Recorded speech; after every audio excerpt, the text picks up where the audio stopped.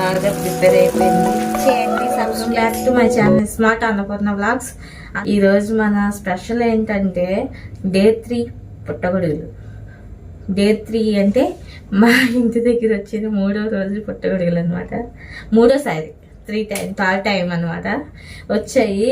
వచ్చినప్పుడల్లా ఏదో ఒక వెరైటీ చేస్తే బెటర్ అనేసి ఇప్పుడైతే నేను పుట్టగొడుగులు, నెక్స్ట్ వచ్చేసి బీన్స్ ఉంటాయి కదా, బీన్స్ వైట్ పిక్కలు ఉంటాయి కదా, ఆ బీన్స్ అనేవి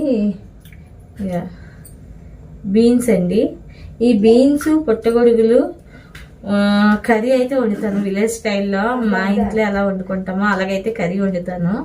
ఉల్లిపాయ టమాటా ఈగురులాగా కర్రీ అయితే వండుతాను. అదైతే నేను మీతో షేర్ చేసుకోవాలనుకుంటున్నాను. ప్లీజ్ నా వీడియో నచ్చితే లైక్ చేయండి, సబ్స్క్రైబ్ చేసుకోవడం మర్చిపోకండి. హలో అండి, ఇప్పుడైతే వీడియోలోకి వెళ్ళిపోదాం. మనం మష్రూమ్ బీన్స్ కర్రీకి కావాల్సిన పదార్థాలు ఏంటంటే, ముందుగా మష్రూమ్ అయితే శుభ్రంగా సాల్ట్ వేసుకొని కడిగి పెట్టుకున్నాను, బాగా ముక్కలు కోసుకున్నాను.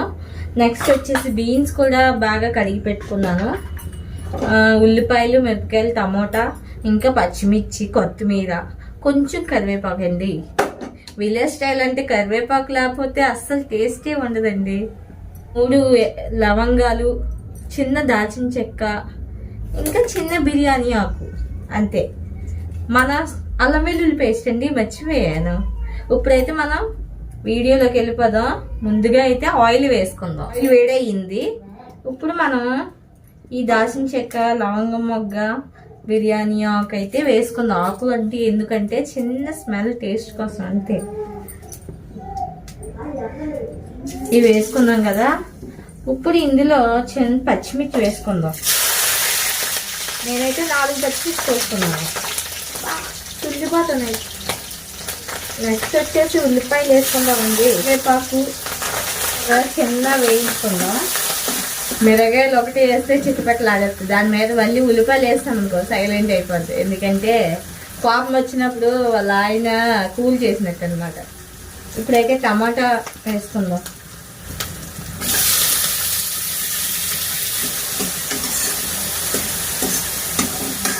నేను రొటీన్గా చేసేది ఏదంటే, ఏమన్నా వేయించుకునేటప్పుడు నేనైతే కొద్దిగా సాల్ట్ అయితే యాడ్ చేస్తాను. ఎందుకంటే మనకి బేగా బాయిల్ అయిపోతాయి. అది కాకుండా కర్రీ టేస్ట్ కూడా వస్తుంది. అందుకే అల్లం వెల్లుల్లి పేస్ట్ వేసుకుందాం.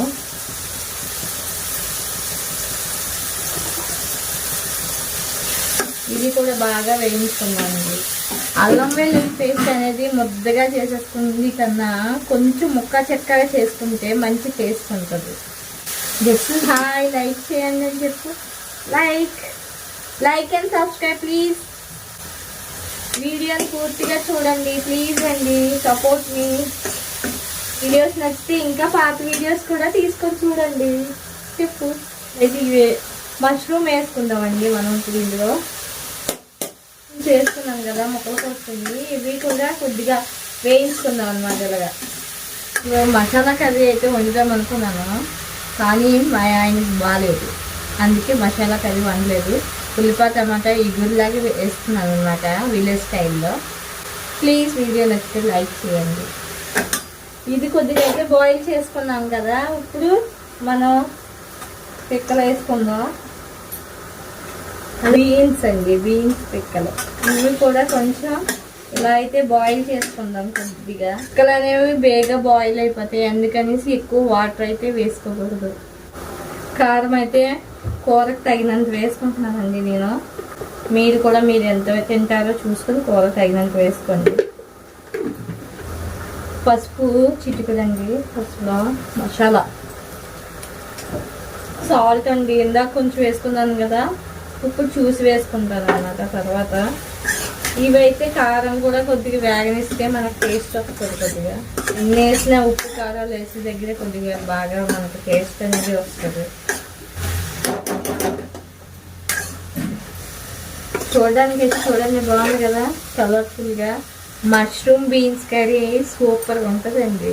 మష్రూమ్ కర్రీ అంటేనే సూపర్గా ఉంటుంది. ఇంకా బీన్స్ కూడా కలిపితే ఇంకా అద్దరిపోద్ది అంతే. ఇలా